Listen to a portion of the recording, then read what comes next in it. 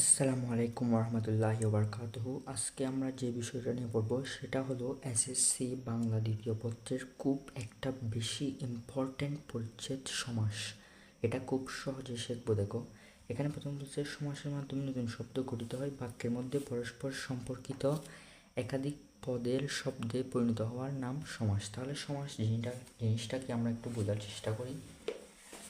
দেখো, সমাস জিনিসটা কি, মনে করো একটা এই বড় বাক্য আছে, কি আছে, যেমন ধরো পরীক্ষা সমূহের নিয়ন্ত্রক, পরীক্ষা সমূহের নিয়ন্ত্রক,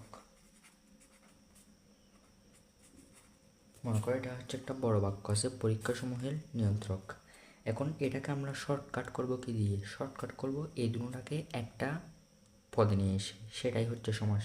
যদি আমরা এটাকে শর্টকাট করি তাহলে কি হচ্ছে, দেখো, পরীক্ষা নিয়ন্ত্রক।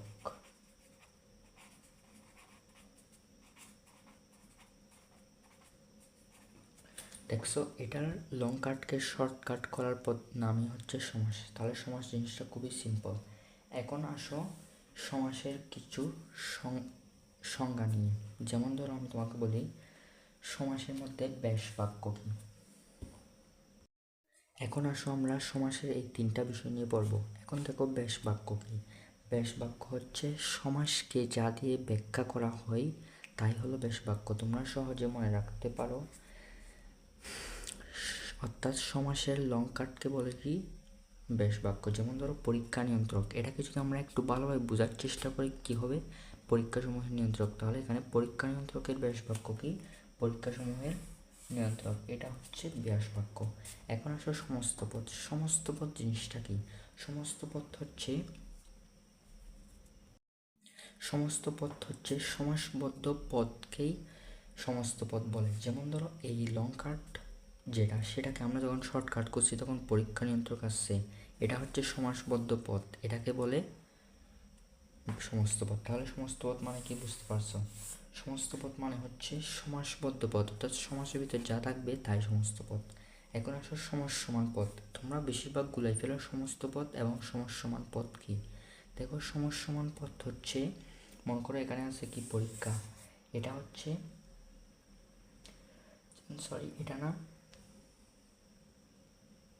যেমন ধরো এই ক্ষেত্রে না, মনে করো মনে করো এই সমাসের ব্যাখ্যা কোথায় আছে, পরীক্ষা সমূহের নিয়ন্ত্রক। এখানে এই পরীক্ষা সমূহের, অর্থাৎ এই একটা পথ হচ্ছে কি সমাস সমান পথ, আবার নিয়ন্ত্রক এটা হচ্ছে আরেকটা কি সমাস সমান পথ। আমি যদি বিষয়টা আবার প্রথম থেকে বলি, যেমন ধরো ব্যাস বাক্য কি, অর্থাৎ সমাসকে যা দিয়ে ব্যাখ্যা করা হয় তাই ব্যাস বাক্য। সমস্ত পদ কি? সমাসবদ্ধ পদকে সমস্ত পদ বলে, অর্থাৎ সমাসের ভিতরে যা থাকবে তাই সমস্ত পদ। আর সমাস সমান পদ কি? সমাসকে যা দিয়ে ব্যাখ্যা করা হয় তার প্রত্যেক পদকে এক একটি সমাস সমান পদ বলে। আশা করি তোমরা সমাসের পরিচয় খুব ভালোভাবে বুঝতে পারছো। এখন আসসালামু আলাইকুম। দেখো, এখন আজকে আমরা শিখব সমাসের প্রকারভেদ, অর্থাৎ সমাস কত প্রকার। দেখো, সমাস হচ্ছে মূলত 4 প্রকার। একটা হচ্ছে দ্বন্দ্ব সমাস। দ্বন্দ্ব সমাস মানে কি? দ্বন্দ্ব সমাসে পূর্বপদ এবং পরপদের অর্থ সমান প্রাধান্য থাকবে। আর কর্মধারয় সমাস কি? কর্মধারয় সমাস হচ্ছে যে সমাসের পরপদের, সমাস ব্যাস বাক্যের পরপদের বেশি প্রাধান্য থাকবে। তৎপুরুষ হচ্ছে বিভক্তি লোপ পাবে এবং অনুসর্গ লোপ পাবে। আর বহুব্রীহি হচ্ছে যেখানে তার পূর্বপদ ও পরপদ দ্বারা কিছুই বোঝায় না, অন্য কিছু বোঝায়, তাকে বহুব্রীহি সমাস বলে। এখন আমরা এই সবগুলো আলাদা নিই। এখন আমরা দেখো দ্বন্দ্ব সমাস কি। দ্বন্দ্ব সমাসে পূর্বপদ ও পরপদ উভয় পদের সমান প্রাধান্য থাকে। যেমন দেখো, সোনা রূপা, এখানে কিন্তু সোনারও সমান প্রাধান্য, রূপারও সমান প্রাধান্য। যেমন দেখো, এখানে বলছে সোনার দামও বেড়ে গেছে, রূপার দামও বেড়ে গেছে। তাহলে দ্বন্দ্ব সমাসে পূর্বপদ এবং পরপদ উভয়ের সমান প্রাধান্য থাকবে। এখন হচ্ছে কি, দ্বন্দ্ব সমাসে কি কি হয়? দ্বন্দ্ব সমাসের ক্ষেত্রে হবে সমজাতীয়, বিপরীত এবং অনুরূপ শব্দের সংযোগ ঘটে। অর্থাৎ দ্বন্দ্ব সমাস কী নিয়ে গঠিত হয়? দ্বন্দ্ব সমাস গঠিত হয় হচ্ছে সমজাতীয়, অর্থাৎ একই, তারপর হচ্ছে বিপরীত ও অনুরূপ। যেমন দেখো, এখানে মা ও বাবা, এরা হচ্ছে কি বিপরীত, সরি একই। আবার দেখো, স্বর্গবর্ণ লোক, এরা হচ্ছে বিপরীত। জমা ও করস বিপরীত। হাত ও পা একই প্রায়। 1920, এরা হচ্ছে কি অনুরূপ। তাহলে দেখছো, এগুলো নিয়ে সমাস দ্বন্দ্ব সমাস হয়। এখন আমরা সমাসের আরেকটা জিনিস করবো, সেটা হচ্ছে কি, দেখো কিছু দ্বন্দ্ব সমাসে পূর্বপদ ও পরপদের বিভক্তি সমাসবদ্ধ হলেও বিদ্যমান থাকে। যেমন ধর এখানে হাতে ও কলমে, এখানে কি বলছে, বিভক্তি মানে কি, মানে মনে করো একটা শব্দের পরে কে রে যেগুলো থাকে সেগুলো। এখানে দেখো হাতে ও কলমে আছে, এখানেও আছে কি হাতে কলমে, অর্থাৎ বিভক্তি এটা থেকে গেছে, তাই এটা হচ্ছে কি অলুক দ্বন্দ্ব সমাস। অর্থাৎ যে সমাসে পূর্বপদ ও পরপদের বিভক্তি সমাসে বিদ্যমান থাকে তাকে দ্বন্দ্ব সমাস বলে। দেখো সমান পদ কিন্তু কখনো দুইয়ের বেশিও হতে পারে। যেমন ধরো সাহেব বিবিও গোলাম, এখানে সাহেব বিবি গোলাম। এখন আশা করি ভালো করে। এখন আমরা পড়ব তৎপুরুষ সমাস। তৎপুরুষ সমাস কি, দেখো সমান পদের বিভক্তি ও সন্নিহিত অনুসর্গ লোপ পেয়ে যে সমাস হয় তার নাম তৎপুরুষ সমাস। এই সমাসে পরপদের অর্থ প্রাধান্য পায়। অর্থাৎ সমান পদের বিভক্তি মানে কি, বিভক্তি মানে হচ্ছে কে রে, আর সন্নিহিত অনুসর্গ মানে ইংলিশে দেখো প্রিপোজিশন। যেমন এখানে দুঃখকে, এই কেটা হচ্ছে বিভক্তি। আবার এখানে দেখো মধু দিয়ে মাখা, এখানে দিয়ে এটা হচ্ছে, এই দিয়ে এটা হচ্ছে কি অনুসর্গ। এগুলো লোপ পাবে মানে চলে যাবে, সেটা হচ্ছে তৎপুরুষ সমাস। দেখো দুঃখকে প্রাপ্ত, দুঃখপ্রাপ্ত, এখানে লোপ পাইছে বিভক্তি, তাহলে এটা কি তৎপুরুষ সমাস।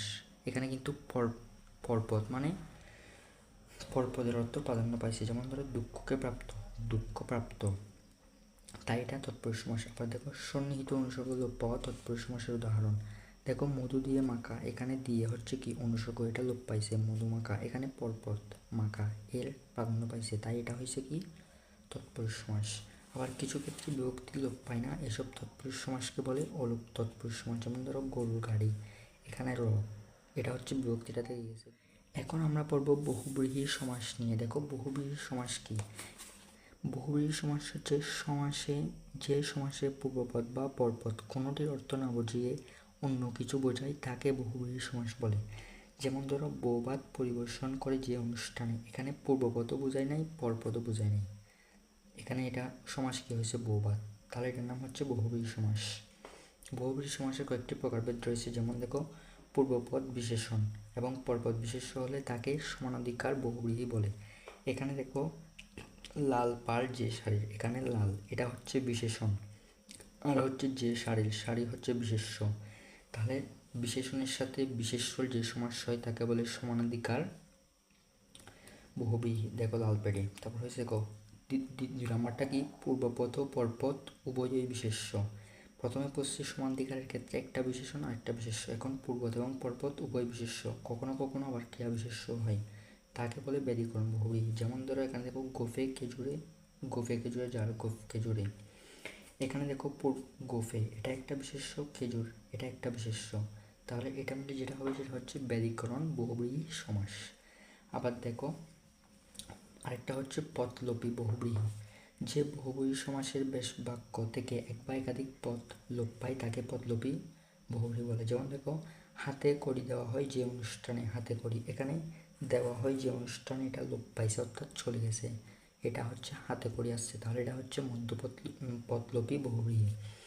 এখন আসো ব্যতিহার বহুব্রীহি কি, পারস্পরিক ক্রিয়ায় কোনো অবস্থা তৈরি হলে ব্যতিহার বহুব্রীহি হয়। যেমন হাতে হাতে যে যুদ্ধ, হাতাহাতি, পারস্পরিক ক্রিয়া অর্থাৎ হাত এটা আরেকটা হাত পরস্পরের সাথে কোনো অবস্থা তৈরি হলে তাকে ব্যতিহার, একটা অবস্থা তৈরি হয়েছে যুদ্ধ একটা অবস্থা, তাহলে এটা হয়েছে হাতাহাতি, এটার নাম কি ব্যতিহার বহুব্রীহি। যে বহুব্রীহি সমাসের সমান পদের পূর্বপদের বিভক্তি অক্ষুণ্ণ থাকে তাকে অলুক বহুব্রীহি বলে। দেখো তোমরা অলুক মানে জিনিসটা মনে রাখো, আমরা এখানে সবখানে দেখছি অলুক নিয়ে একটা সমাস আছে। অলুক মানে হলো অপরিবর্তিত। দেখো যে এখানে দেখো গায়ে এসে পড়ে, যে গায়ে পড়া, এখানে গায়ে পড়া এটা থেকে গেছে অর্থাৎ অপরিবর্তিত, তাই এটা অলুক বহুব্রীহি সমাস। আবার দেখো সংখ্যাবাচক বহুব্রীহি সমাস, যে বহুব্রীহি সমাসের পূর্বপদ সংখ্যাবাচক তাকে সংখ্যাবাচক বহুব্রীহি সমাস বলে। যেমন ধরো চারভুজ যে ক্ষেত্রে, এখানে প্রথম পূর্বপদটা কিন্তু সংখ্যাবাচক, তাহলে এটা হবে কি সংখ্যাবাচক বহুব্রীহি সমাস। চতুর্ভুজ। যারা এখন আমার চ্যানেলটা সাবস্ক্রাইব করেনি তারা চ্যানেলটা সাবস্ক্রাইব করে দাও। আসসালামু আলাইকুম।